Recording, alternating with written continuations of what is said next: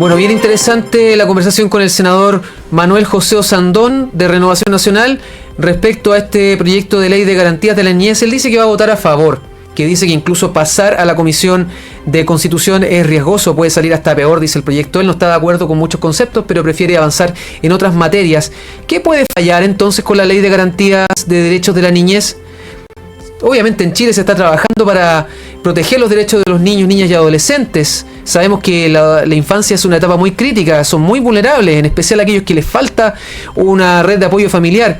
¿Y por qué entonces un proyecto tan bien intencionado genera alarma y tanto descontento en organizaciones cristianas conservadoras? Para conversar al respecto de este tema, estamos, como decíamos, al teléfono con Elizabeth Rivera Osorio, presidente de la Fundación SOPA, Somos Padres. ¿Cómo estás, Elizabeth? Muy bien, gracias. Bueno, sabemos que también tú estabas en una clase porque eres profesora y hiciste una pausa para atender nuestro llamado.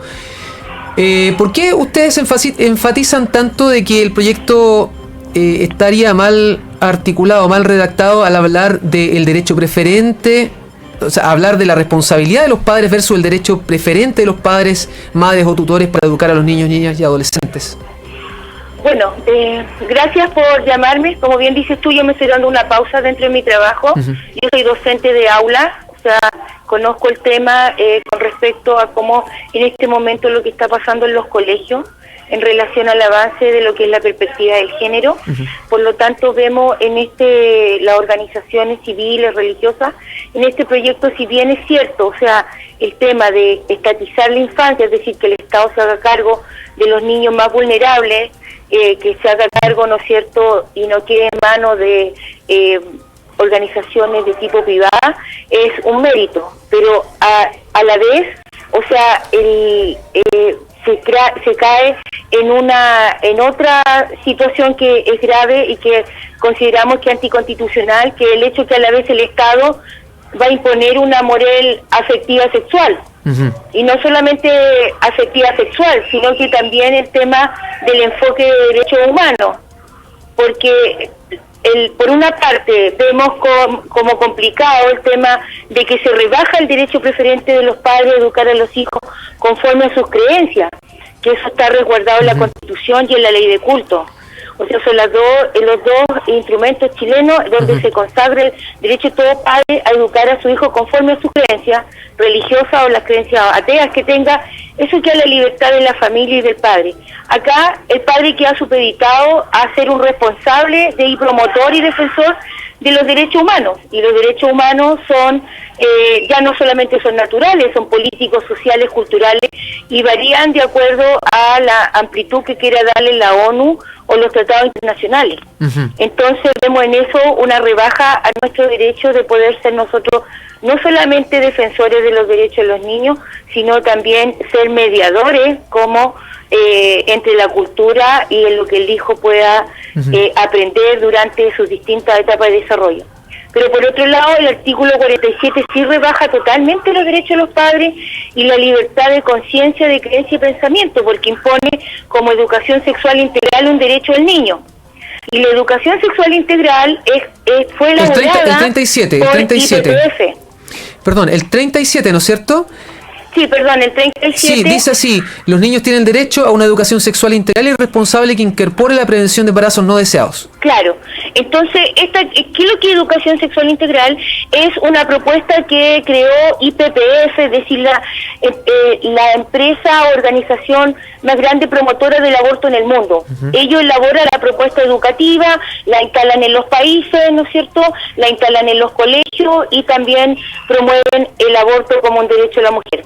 Ahora, si entendemos que esto fuera un derecho humano, sería obligatorio para todos los colegios, tanto municipales como los colegios privados, porque los colegios municipales obviamente se rigen por todo lo que el Mineduc señala, los subvencionados también reciben recursos del Estado, y hay colegios privados particulares que no tienen plan ni programas propios, por lo tanto también tendrían que sujetarse a esta propuesta. Por lo tanto, si se entiende como un derecho humano, sería obligatorio para todos. Sí. Ahora, ¿cuáles son los principales temas de la educación sexual integral que está basada, ¿no es cierto?, en el género, y sobre todo el enfoque de derechos humanos?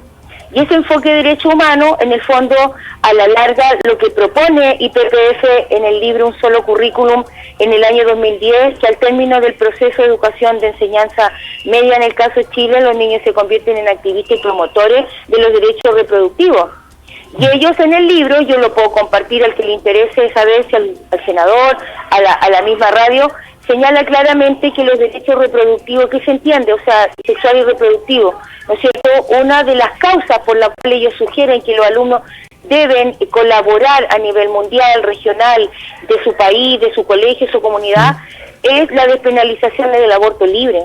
O sea, es decir, los niños se convierten en promotores y activistas del LGTBI y las feministas principalmente, además de los ambientalistas, indigenistas, todas las causas que en este momento tenemos, ¿no es cierto?, alrededor nuestro, en nuestro país, que vemos que salen de colegios como el Instituto Nacional, que salen, eso sería para todos los colegios. Claro, Elizabeth, entonces, sí, buenas tardes. Respecto de eso mismo que tú estás mencionando, se está luchando contra una ideología que defiende los derechos humanos, que es como que nadie se puede oponer a los derechos humanos. Entonces, desde tu punto de vista, para también orientar a la audiencia, ¿qué significa hoy estar a favor de los derechos humanos? O sea, ¿qué cosas implica también estar a favor de los derechos humanos, que es la ideología con la que hoy estamos enfrentados frente a un Congreso que está de acuerdo con todo esto, ¿no? bueno, estar de acuerdo con los derechos humanos es que nosotros de manera conservadora consideramos los derechos naturales, ¿no es cierto?, los que emanan de la naturaleza, pero los derechos humanos evolucionaron a los culturales, políticos y sociales, y en el fondo es sumarse a todas las causas sociales y culturales, aunque estemos en contra a lo mejor de su teoría y su ideología, no tendríamos ninguna manera nosotros como padres de oponernos, ni la sociedad, a que no se consideren dentro de esas causas, por ejemplo, la hormonalización o que un alumno o un joven pueda cambiarse de sexo. Bueno, son las cosas que tienen que ver ya con los derechos humanos de tercera generación, como han llamado, ¿no es cierto? Que claro. Todas estas causas que estamos mencionando, estamos hablando con Elizabeth Rivera Osorio, presidente de la Fundación Somos Padres. Solamente para ir concluyendo, la senadora Jimena Rincón, nosotros la entrevistamos la semana pasada y dijo que esta preocupación que ustedes tienen junto con otras organizaciones cristianas es exagerada e injustificada, que responde a intereses de grupos conservadores. ¿Qué responde usted frente a esa aseveración de la senadora Jimena Rincón?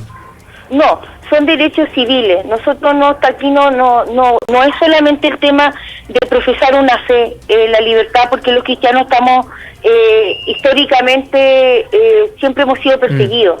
O sea, no el temor a la persecución y que tengamos que juntarnos a no es cierto escondidas para eso, no es el tema nuestro, no tiene que ver con eso. Acá nosotros estamos defendiendo derechos civiles, el derecho de todo padre a educar a su hijo conforme a sus creencias.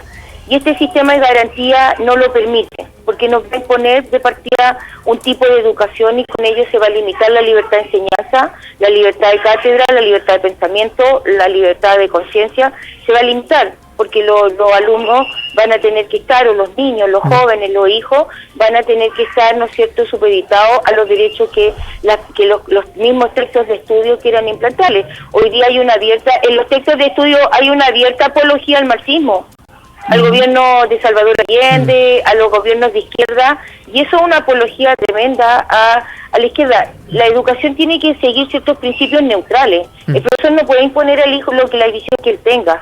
Finalmente, Elizabeth... yo trabajo dando charlas, capacitaciones, converso con profesores de colegios municipales que comparten las mismas creencias mías, y hace poco escuchábamos a 2 estudiantes en una comuna que planteaban que sus profesores de filosofía lo obligan a redactar ensayos a favor del aborto libre y que Dios no existe, y esa es la única postura que admiten. Ahora, el Elizabeth, tema es...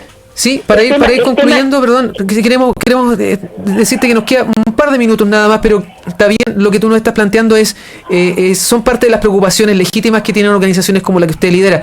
Simplemente para ir concluyendo, contrastar también con lo que dice el senador Manuel José Sandón hoy día acá también en conversación con nosotros. Él dice que él va a votar a favor de esta ley, que es peor si pasa a la Comisión de Constitución, y que eventualmente la única manera de mejorarlo es clarificando en un marco más amplio cuál es el rol de los padres, porque ustedes se enfocan en el artículo 28, donde dice, ¿no es cierto?, que el artículo 2, por ejemplo, que dice el deber del Estado es respetar y promover y proteger los derechos de los niños, pero que solamente la responsabilidad de los padres es educarles. Entonces, esa diferencia, dice él, que se puede mejorar y puede quedar mucho más clara en la ley, por ejemplo, que modifica el Sename.